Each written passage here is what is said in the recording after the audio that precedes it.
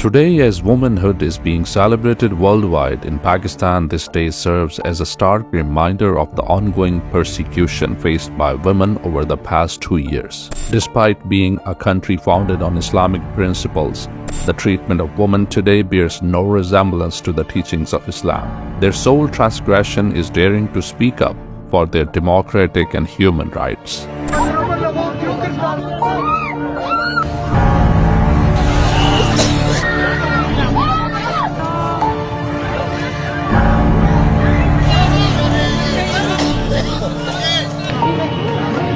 From being dragged on the streets to beating to enduring imprisonment, such injustices have become commonplace for Pakistani women. Scores of women were unjustly detained as political prisoners, while even the wife of a former prime minister faced egregious humiliation within the courts. Yet, amidst these atrocities, women's rights and human rights organizations remain silent, leaving the oppressed to suffer in silence.